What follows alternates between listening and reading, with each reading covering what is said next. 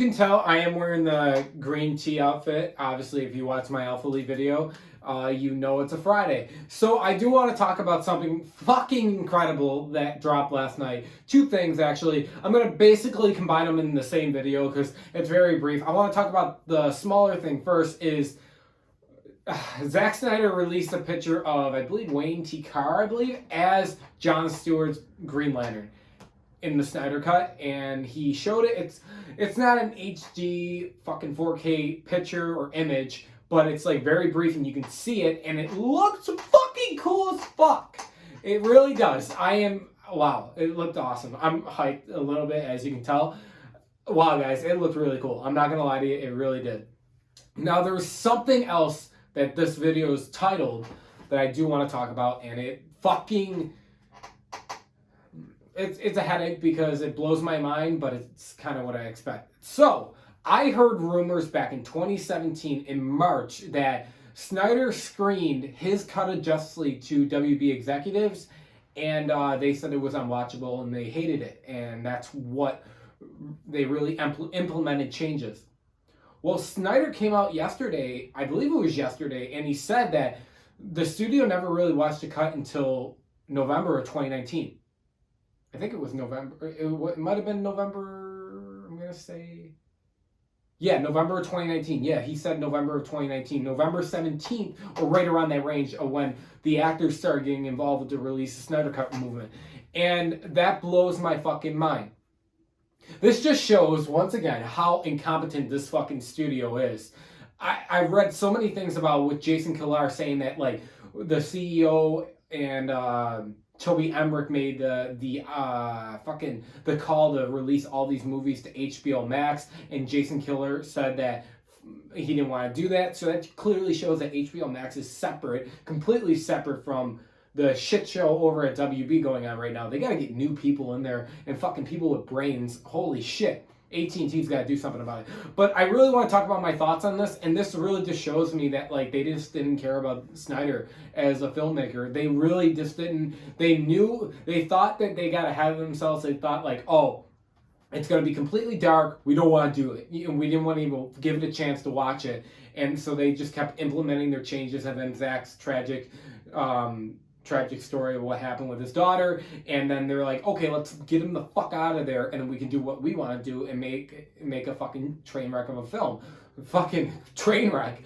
And what I do want to say, though, guys, is, like, Warner Brothers, they were my favorite film production company fucking since 2005, 2008, because they got the Batman films. I'm a big fan of Christopher Nolan, and they have so many films that I really enjoy and love. And after hearing this stuff, like, and hearing what Nolan's saying, like, he does not want to might not want to do work with Warner Brothers ever again, and the guy that directed Dune doesn't want to either.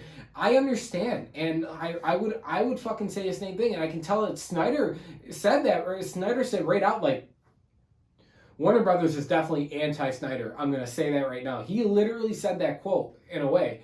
And I'm paraphrasing a little bit, but, like, that just shows, like, goes to show that, like, this is, like, what is...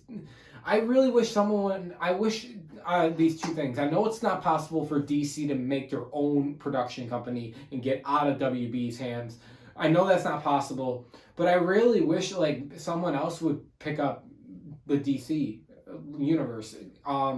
People that would actually really care about these characters as much as the fans do, because clearly WB does not give a fuck. Ever since The Dark Knight Rises, they stopped caring. Man of Steel was really the thing that we all loved, but it was that they wouldn't... The thing is, Warner Brothers would not let the directors show their vision anymore after Nolan and after Snyder, for the most part. Or, like, Snyder got, infiltrated in with Batman v Superman. And it's a really bad fucking thing. And this is the problem, is, like, I get that they wanted to catch up to Marvel. You gotta look at it from a money standpoint, whatever. But just do your own fucking thing. And the fact of the matter is that they really were thinking that this movie that Snyder was making, the Snyder Cut, was so fucking dark that they didn't even give it time to watch it and say, you know what, we're not doing it. They literally didn't even watch it, and they just basically kept giving him ideas and making him do these changes, and it went fucking south. We know the story by now. It just blows my mind, guys, that is allowed to happen in Hollywood. I mean, there are so many dirty things that happen in Hollywood. It's just like, I would expect more from WB, and they're fucking on the hot seat right now. And I don't know. It's just it really blows my mind. And I get Snyder's right that they are really anti-Snyder over there. They wanted the Snyder Cut to fail. They don't want they really just, they wanted the Snyder Cut to fail. They don't want to be remembered of Batman v Superman or Man of Steel for the most part. That's why we're getting a new Superman, which is so fucking stupid. But that's why, guys, I keep saying we got to hope for HBO Max. And if they see that, like, we want the Snyderverse, restore the Snyderverse, we keep showing that we want this, I'm gonna tell you guys, it's not gonna be an easy battle. Was the Snyder Cut an easy battle? No. This might be a little bit fucking more challenging, but can it be done? Yes. Like I'm saying though, we really got to push it, guys. We really got to get into it. We got to show HBO Max. We got to show AT&T and HBO Max. Jason Kilar and the CEO guy for AT&T that we want the Snyderverse. So we want it, and then maybe we will get it. We just can't fucking show WB anymore because they're just fucking stupid. They don't know what the fuck they're doing. They don't care about their films. They just care about money. And that's the sad part because there's so many studios out there. Like, yeah, Disney's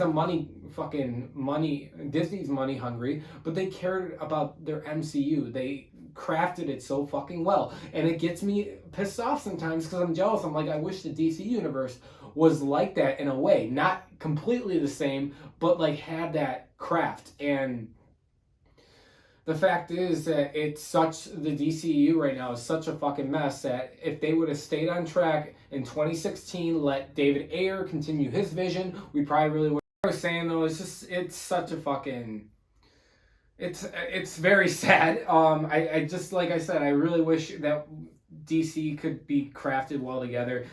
We always, all DC fans, including myself, we had the Dark Knight trilogy. That's our old reliable. And I'm just saying though, like, if David Ayer, they would have let him do his vision, if they would have let Zack do his vision for BVS, because I know that was altered a little bit too, and I know that for a fact, because he said something, but he was very brief on that, it was altered, and let him do the Snyder Cut. What they really should have did was, they should have let him do his trilogy first. I personally think they should have let him do all 5 films, but I feel like if they would have let him fulfill his complete correct vision trilogy, see how that does, and then decide where do you want to go from there. Personally, I think they really should have just gave him his 5 fucking movie arc and then said, all right, Zack, we're going to let you do this, have your own vision, fucking show us what you can do, and if it doesn't do good, oh well, whatever, but we have that.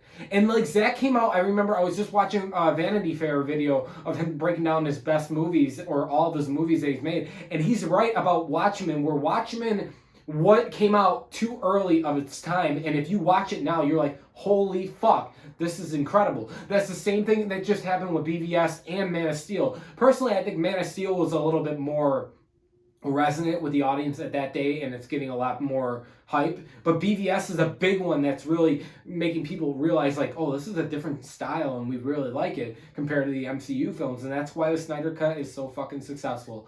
But alright guys, let me know your thoughts below. What do you think of fucking WB not even watching the Snyder Cut back in 2017 in March? They just let him go. Like, this is fucked. Thanks for watching, guys. Subscribe for more, and I will see you in the next one.